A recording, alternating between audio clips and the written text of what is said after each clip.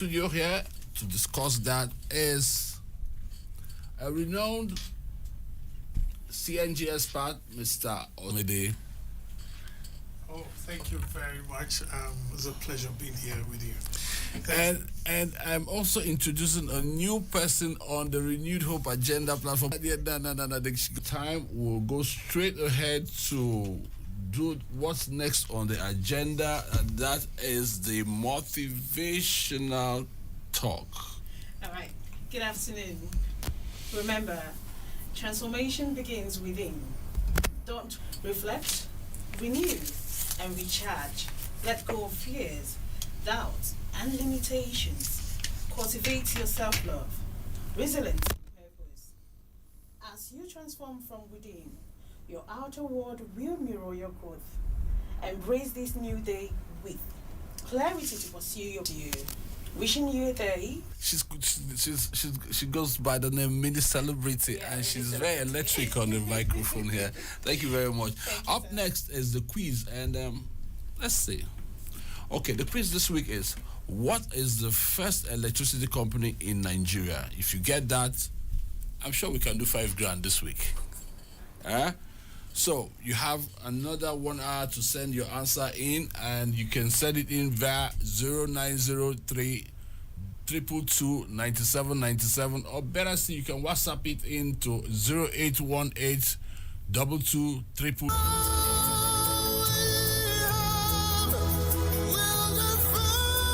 The Renewed Hope Agenda for Nigeria is the brainchild of President Asiwaju Bola Ahmed Tinubu's administration. It is geared towards renewing the hopes of Nigerians for a better future, improving standard of living of the average Nigerian. Lightning 93.7, Labor House, Central Business District, Abuja. Renewed Hope Agenda Radio on 93.7 FM. pay times. Petrol is soaring. That's PMS is soaring through the ceiling. Diesel is not easy to come by. Gas is going up. Everything is just a little bit, how would I put it, in a little bit too. President Asiwaju, novel ideas. We're going CNG now. But what is CNG? With is Mr. Samede Evako Voku, the CNG expert, MD CEO of Medezi. So, you're welcome to the program. Thank you very much. And I'm So excited to what be here. Well, right, when you, during the exploration process for crude oil, you come across gas is one of the God's endowed gift for Nigeria. It is an energy source, it's such a fuel, which is meant to power our vehicles, industries, and the likes, right? It's a type of gas called methane. And on one end of the spectrum, when you heat it up or you move it to a gaseous state, it becomes, when it's heated, it becomes compressed natural gas. And to get out with compressed natural gas, it is our cars, trucks, like I said earlier. And let's say, Nigeria has no business, like I always say, powering the economy with any other form. With this amount of gas, proven, not even the ones that are not proven, price point, they're a lot cheaper and we can use it to power economy. Okay, now can you Explain commodities and even services across the country, because this we all know are caused by a number of reasons, right? But so that is a lot more cheaper, it's cleaner. Like I was talking to you off the studio, for me, the CNG as an alternative source of energy sits well to open up this industry. It's clear on prices. economy into our everyday lifestyle? Would it affect the the price of petrol and diesel? Will it crash it? Will it bring it down? Because that's basically what Nigerians are asking for. They need the cost of petrol to come down. With CNG, will it? Yes.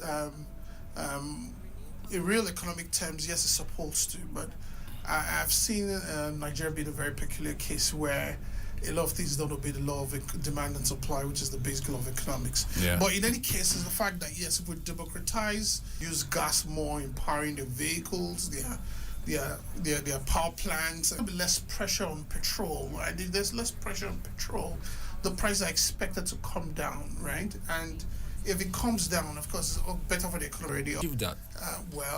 Still in the works, but CNG provides a viable alternative, also reducing the amount of pressure that is put on our foreign exchange earnings, and that way the dollar comes down and things are better for it in the long run. Okay, now we were talking about what basically is the benefit of the CNG. Let's look at the benefit, because a whole lot of people don't understand how it works. How does it work, and what is the different models? Oh, absolutely. So you have the dual. Bring us up to speed. Absolutely. So for your V, you can get up to 60-70% reduction in cost. If for trucks, that's what you call the dual fuel conversion system. I could go into technicals why there's dual fuel because of the structure of the engine. Reduces your cost of transportation by up to 40%. And of course, you have going full CNG. Full CNG can as well reduce, if you go CNG trucks, that could actually reduce your cost by to the consumer by way of lower prices, which food being on the top of it is about 37.5%. Because that's what this cost, where the fuel costs by about 5%. You can begin to improve shareholder value, and you could have the opportunity to begin to breathe as you begin to innovate around your product lines. So it's important that, yes, from a cost perspective, this petrol and diesel, they are made up with, they emit some what's called some particulate matter, right? They're major matter, to the pilots' programs. If you use diesel trucks for our viewers who are big on diesel trucks, you realize that even if you service your truck today and it goes 1 or 2 trips, the oil is beginning to go black because the soot contaminates the oil over time. So for this modern service, that very truck at 20,000 kilometers, because at 20,000 kilometers, the oil still look clean and new, right? So the savings in terms of the cost of servicing, and the fact that it was a testament to the fact that it doesn't emit as much greenhouse gases. It's cleaner. The only reason why they service that, you want to service it because even though it looks fine, it doesn't necessarily mean it's good enough for your engine at that time. So, CNG is cleaner. There's no gainsaying. So from the health benefits part of it, from optimizing your revenue, and for me as a new industry in Nigeria, it's going to create a lot of jobs. So that's the third benefit I should be looking at in exploring. And okay, now, you were going to say something? No. So maybe as we go ahead, I'll tell you some of the challenges that we have and how we breach. Okay, what is climate agreement commitment? Yes. Oh, across the world, even the last program that our president traveled to, was to, I forgot what the name of that event is. It's all about climate and how do we create a cleaner environment. Yes, Dubai, yeah. How do we create a cleaner environment? How do we begin to push the frontiers for sustainability? How much greenhouse gases do you begin to emit? How do you begin to lower your carbon footprint, right? CNG to a large extent helps with resolving that matter, and that's one thing I'm excited about the President Bola Ahmed Tinubu administration. Like I was telling you off camera, thought process were in sync because for us that's the way Nigeria should go, and I'm happy about this initiative that he's pushing, but he needs to build a roadmap. I think we can begin to talk about this to become. Next 2 years. There are models which you can adopt to ensure that CNG is available, accessible, and affordable across the country, while we begin to build our high pressure gas lines to meet some of these networks that we've created using virtual pipelines. But we can talk about that. Now. CNG, is it just for the key into it and begin to understand? Because was it a week ago or 2 weeks back? We experienced an explosion in one of the states. Was it because we need to enlighten Nigerians on the alternative energy, and then we need to also enlighten them on the safety measures, how it can benefit the ordinary man. Mr. Sam, fantastic question if you ask me. I think first of all, I think there's a need for the National Orientation Agent through the various because mass the bulk media. of Nigerians are not that literate. Yes, they actually do not understand gas, CNG, and its operations. Yeah, and it's important that they are enlightened through radio media, through mass media, and it's because another angle because it then gives and what not to do. Now, in terms of what happened in Benin, was actually that someone used a welded cylinder to use CNG. They said it's not the proper cylinders are used. Now let me explain CNG cylinders for you. The cylinders are called seamless. They are not welded at any point. Hold up. Okay. Run that. Cylinders, Yeah. the certified ones. Yeah. and which was welded, that your welder fabricated it. It's like a bottle that is molded, right? So there's no end. There's no. Do you have a company? The basic thing that you need in CNG is the gas, is the pipe, the whatever I could call. We need to have. Looking at the volumes coming out of Nigeria today, it's not a viable investment to begin to invest in molded cylinders. Okay, we need to begin to ramp up the numbers for that to happen. But let me explain. Yeah, go. Every cylinder has its name, right? It has a number in it. That number is, cylinders are when they're molded. If you buy from the right sources, right cylinder. And if you look at the steel, CNG cylinders are tougher than steels used for building for a lot of parts of the country. That would one, look at screen them out, the type of CNG cylinders that come into the country. 2, certify works that are certified conversion centers, and 3, even certify some of the works that are being done, and some of those kind of writing the regulation and begin to work with key stakeholders. Again, like I said, we're available to begin to help in this. It's something we're passionate about. When you say we are available, who are you? And realizing that Nigeria has no other business using that form energy than gas, and then I personally made a personal commitment to ensure that we do all it takes to begin to invest our own quota to ensure that we get there. And in terms of those, so we have a repository of knowledge that we can share, either from a consulting angle, from operationalizing those some of those. If there's a leakage before it ignites, is already gone, right? So again, using right cylinders is important. I'm still speaking to their safety, because so there can be leakage. So part of what we also recommend, we shut off so it doesn't leak. These are some of the things that needs to be put in 200 to 250. But they know lines that your car will go down. A lot of consumers don't need petrol, whether it's diesel, right? You want to see a diesel explosion if it starts to burn until everything burns, because oily, it does not stop. But CNG is lighter than air, right? As soon as there's a leakage, it evaporates. What's just CNG environment for Nigeria? Okay, now we've been speaking with Mr. Osamide Evakavoku. In return, we're going to look at the flip side, the other side. My name is Samantha Stilbury, and you're on to Renewed Hope Agenda, the way forward on radio. Renewed Hope Agenda Radio on 93.7 FM.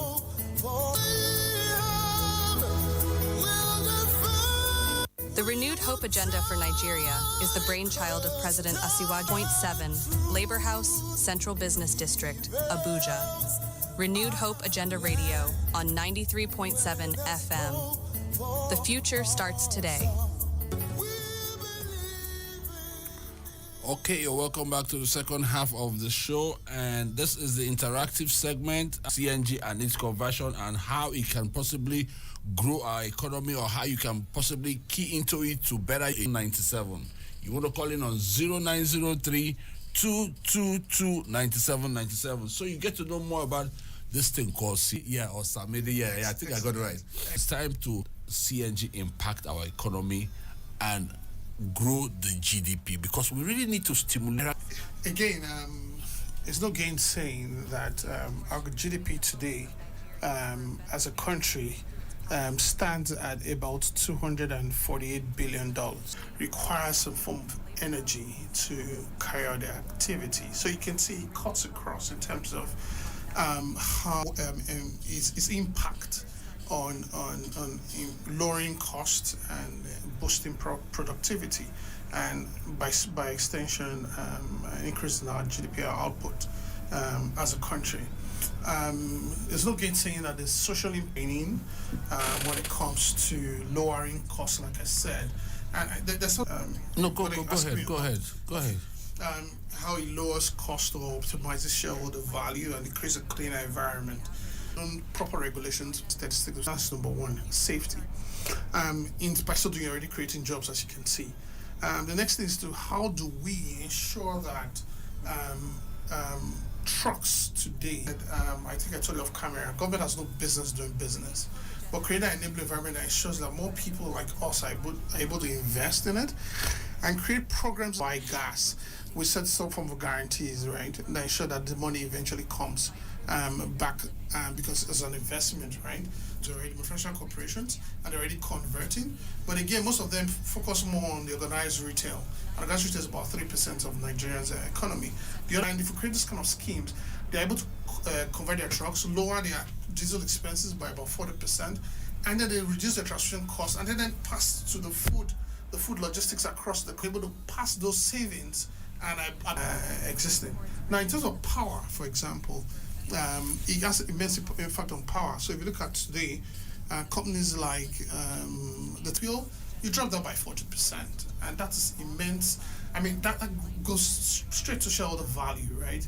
And saying, and we can. I mean, we've designed most manufacturing companies. So we built the fact that even again, government can also come in and create a. I mean, again, that's a major PP project. We don't have pipelines across the country. I was thinking, but how do you get the gas to the gas not filling station, to the gas station, and because we have the gas underneath the earth, but how do we get it to the retail level? Fantastic. So that's one of the some of the roadmaps that we've set. And then also the conversion. What transportation in Nigeria is done by how will I put it, taxes and stuff like that. You understand? So these people. Speak to cost of conversion. Now, in terms of making gas available and accessible across the country, like the map I showed you, to have mother and daughter stations across the country using a hub and spoke model, which is one of the supply chain model in every senatorial district. When you say we have one in every state, who other station?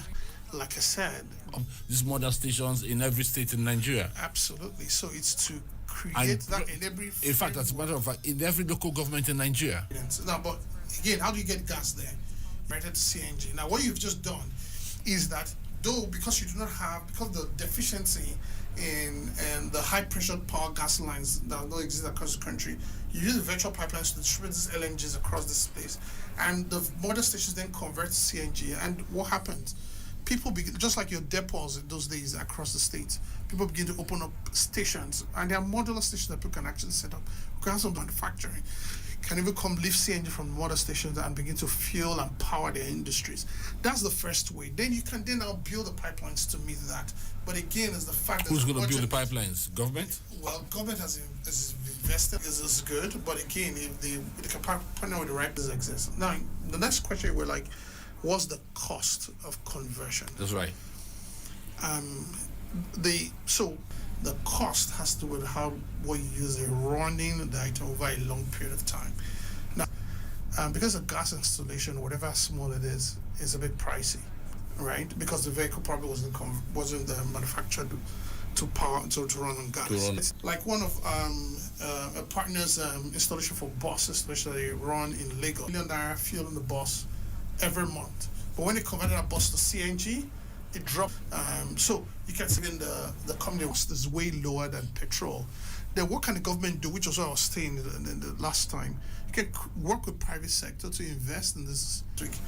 Should be one installation that they've done that has changed the filters. The average duration of a CNG conversion is like 15 years. Is that what you're trying to say? Well, they have some running 15 years. Is it like the way you service a normal vehicle? Clean. You just change the filters. And over time, you also just change the. So what's the average cost for conversion? Now, so for a utility vehicle, so that needs to be 25,000 naira a month. That needs to be paid by the owner of the asset. And to make it even more convenient, you can always charge the person as they buy gas. You tell the probably buy at 300, and you begin to deduct for a period of time. But again, those are for let's say about 100,000 have cars. I could say, you know what? I'm going to convert for you. You don't have to pay a dime, but this is how I'm going to recover my money. Work with them, the IPPIS and all that, and you get the monthly deduction, and you have settled. No, and the police trucks, the surveillance vehicles. That should be a way forward. Because because I think we need to police to CNG. But anyway, that's a discussion for another day. And the police Because employees. we need to because the fight against crime and insurgency is live right now. yeah. So it's right. So we need to do everything that is possible to ensure that our men in uniform have Angle, and that has to do with improving security and all that. Yeah. But I'm going to speak from a wider context, right? Okay. To say that if policemen today, I mean, let's say 5,000, 20,000 have cars, usually deducted that from source or as you buy gas, boom, that's it. And they begin to get larger number of people in the pool. every partner. Into That's it. where that's where I was going to. Yeah, so I've been speaking to it. Yeah. Please, I mean, we're having access any of our conversion centers and have your cars converted.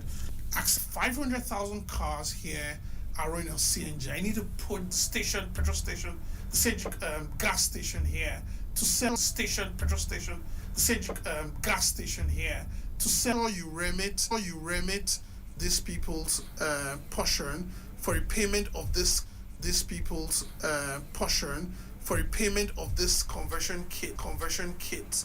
Then it's those create valuable purchase. That's what the government does. About this enabling environment, what are the precise what's the precise enabling environment? So government knows what's the precise enabling environment. So government knows and government keys into it or gets up and starts doing it so that private entrepreneurs can start doing business in this government. field.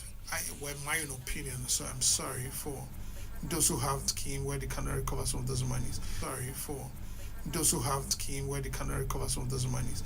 Okay. Is to say give a marching order to say, you know what, all ministries, departments and agencies give a marching order to say, you know what, all ministries, departments and agencies you can a period of time. For police, for example, because I'm very close to the police, IPPS kit. For police, for example, because I'm very close to the police, IPPS kit. Conveniently, over the day, people who have converted their vehicles and that's how we're going to get some of the adoption going.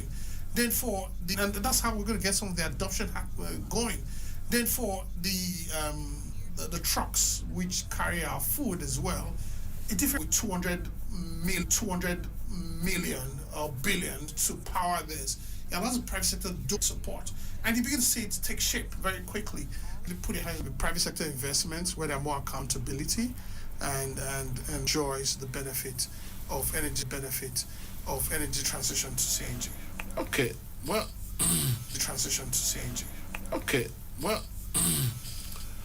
you all out there, if you're being on to us and you're wondering who's been talking, is Mr. Came in all the way from Lagos to try and bring us up to speed because I came in all the way from Lagos to try and bring us up to speed because I was just sitting in my living room. I said, what's the next topic for the program? What's burning? What is it that Nigerians need so desperately need to that will impact them, that will add value to them? I said, actually, then it's no board. I said, okay, we can't be talking electricity alone. That's why I needed to pair with you, but I tried to reach him. That's the essay to the Minister on Power, but I couldn't reach him.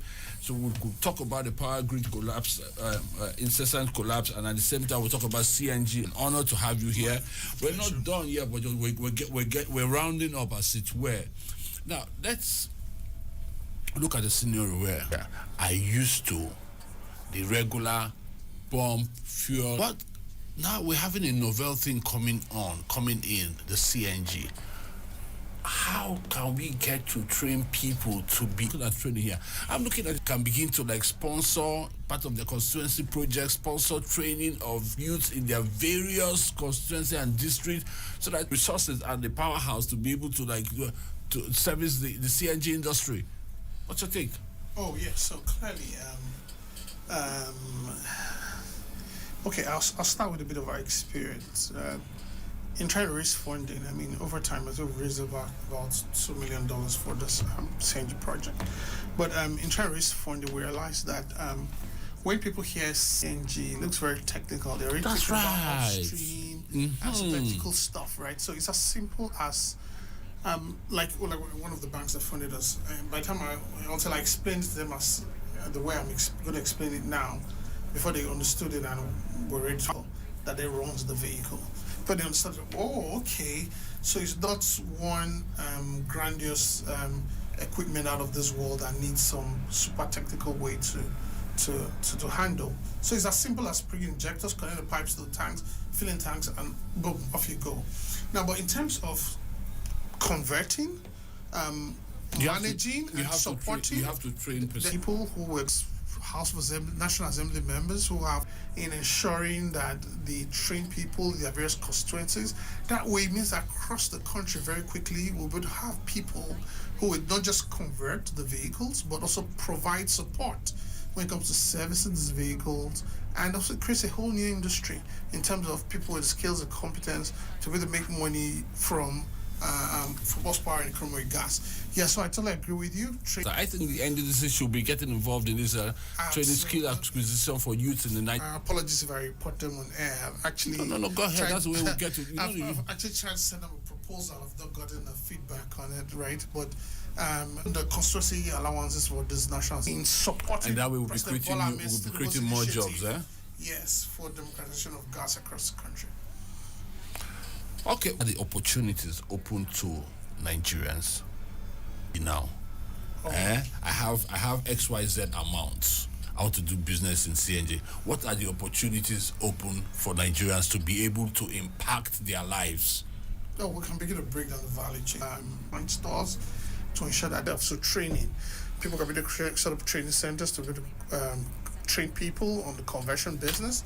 Conversion itself is another whole new industry where people can be able to convert vehicles. I mean, I think electric trucks across the country, I mean, it would take power, and people will be trained and begin to earn money from that.